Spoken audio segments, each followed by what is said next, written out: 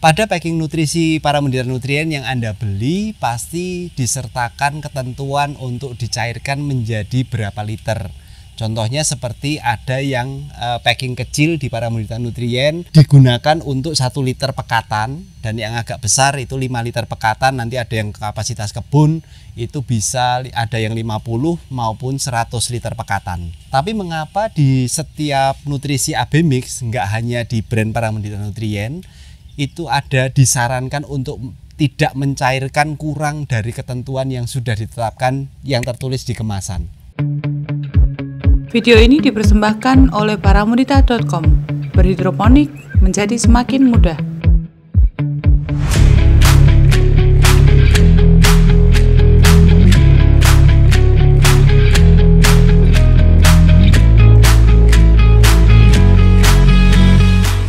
Sampai saat ini bahan baku yang digunakan oleh teman-teman formulator atau peracik atau tukang timbang atau apalah sebutannya di seluruh Indonesia itu sebetulnya kurang lebih bahannya ya sama-sama saja. Hanya ada itu aja bahannya yang memang beredar dan memiliki izin edar resmi. Jadi bisa dibilang dari sisi bahan nutrisi tidak ada yang spesial antara brand satu dengan brand lainnya. Yang membedakan dari begitu banyak brand AB Mix yang beredar hanyalah masalah komposisi kandungan antar unsur kombinasinya yang terkandung di dalam AB Mix itu. Dan itu berdasar dari referensi dan pengalaman masing-masing peraciknya. Tapi ini justru yang memegang peranan sangat penting bagi tanaman. Di tanaman yang akan terlihat perbedaannya antara brand satu dengan brand yang lain. Sama seperti misalkan di Paramedita Nutrien. Untuk tanaman melon tomat dan cabai paprika, kami punya ada 2 jenis, melon tomat dan cabai paprika, dua varian yang berbeda. Bahan yang digunakan itu sama, nggak ada bedanya antara yang melon tomat dan cabai paprika. Yang membedakan hanya sebatas komposisi kandungan yang ada di dalam AB Mix ini, 2 varian ini. Komposisinya yang berbeda. Untuk tanaman yang melon tomat, saya sengaja mengatur komposisinya untuk memaksimalkan tanaman buah yang berdaging tebal. Karena melon kan memang butuh dagingnya tebal.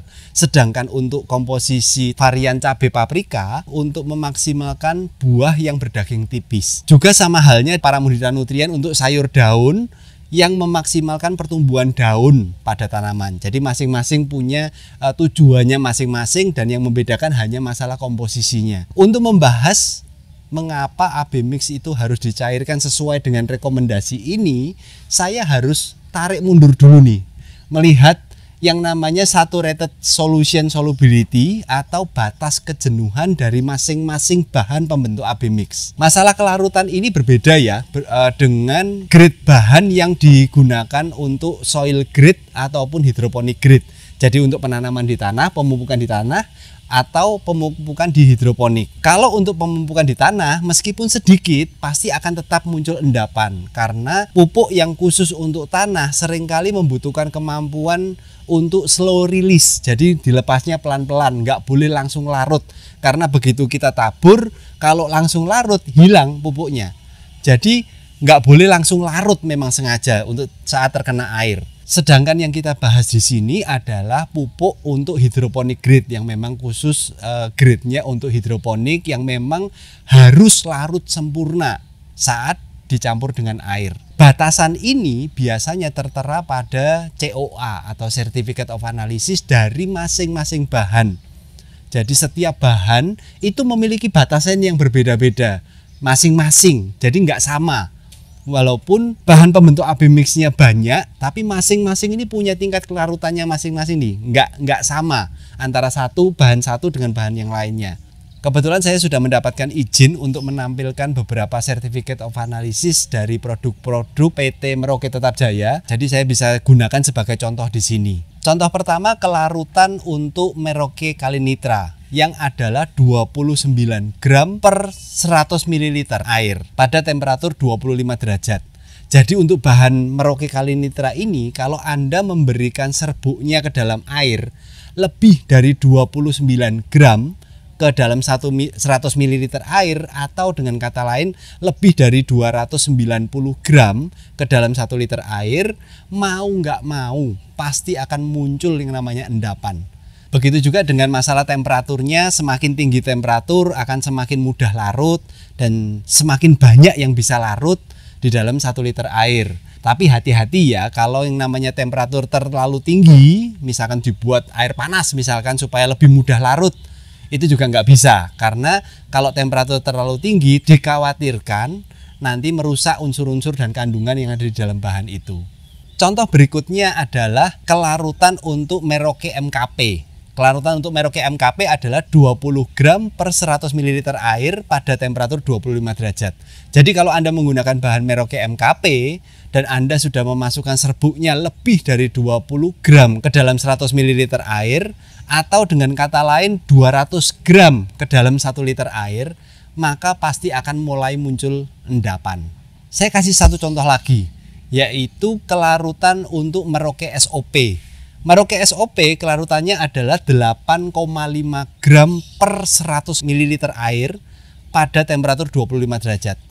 Jadi untuk bahan Merauke SOP, kalau Anda memasukkan serbuknya lebih dari 8,5 gram ke dalam 100 ml air, atau dengan kata lain 85 gram, cuman 85 gram ke dalam 1 liter air, pasti akan mulai muncul endapan. Dari video saya yang membahas tentang pentingnya pH pada hidroponik, saya sudah menjelaskan bahwa masing-masing bahan itu memiliki rentang pH-nya masing-masing nih, punya syarat pH-nya tertentu yang harus dipenuhi supaya kandungan yang ada di dalam bahan tersebut dapat terserap oleh tanaman dengan baik, dengan maksimal. Dan di video ini saya jelaskan mengenai batasan kelarutan dari masing-masing bahannya nih, supaya nggak muncul endapan. Memang di setiap bahan yang akan digunakan di dalam AB Mix itu memiliki syarat dan ketentuannya masing-masing nih, yang harus dipahami dan tidak boleh dilanggar, karena ini urusannya dengan reaksi kimia dan lain sebagainya.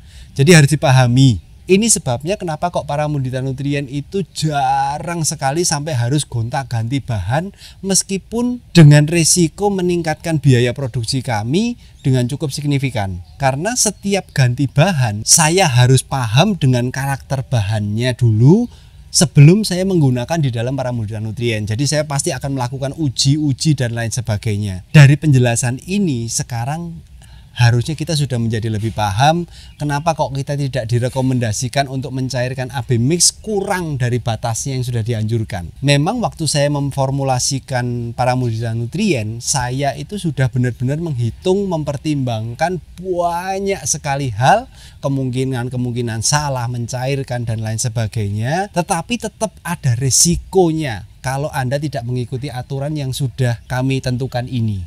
Kalau pas kebetulan kita mengurangi dan masih ada di dalam batas-batas toleransi dari semua bahan, mungkin akan tetap aman-aman aja. Tapi permasalahannya kan pengguna juga sulit sekali untuk tahu bahan yang digunakan dan timbangan dan komposisi real dari AB Mix yang kita beli.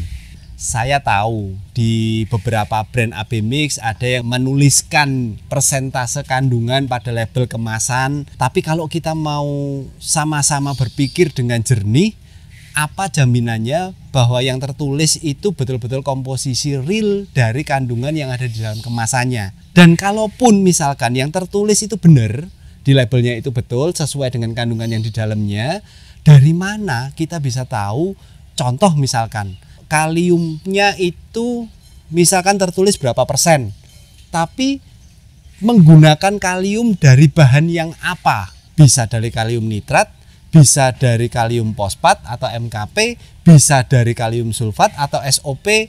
Nanti sedangkan 3 bahan ini sudah saya contohkan di awal, masing-masing memiliki batasan toleransinya sendiri-sendiri. Jadi benar-benar hampir tidak bisa kita tebak. Jadi pada saat mau mencairkan AB Mix, brand apapun, saran saya, cairkanlah setidaknya minimal sesuai dengan rekomendasi yang tertera pada kemasannya. untuk mengurangi masalah-masalah yang tidak kita inginkan dan seharusnya nggak perlu terjadi. Sebenarnya malah lebih bagus kalau Anda itu mencairkan dengan air lebih dari yang tertera pada kemasan. Tapi syaratnya yang penting pekatan A dan B itu jumlahnya harus sama, karena sebetulnya A dan B ini menjadi satu. Hanya masalah bahan yang nggak boleh ketemu aja, unsur yang nggak boleh ketemu yang membuat menjadi A dan B. Terpaksa harus dipisah. Tapi kalau Anda mencairkan tidak sesuai dengan ketentuannya, otomatis Anda harus menggunakan TDS meter atau EC meter, karena sudah angka-angkanya sudah nggak jelas. Karena Anda mencairkan berapa juga nggak bisa ketahuan. Nah, boleh mencairkan lebih banyak. Yang penting A dan B-nya sama dan jangan sampai kurang dari yang memang sudah ditentukan oleh peraciknya masing-masing. Ini yang namanya kita bermain-main dengan dilution factor. Semoga bermanfaat. Salam satu tandon.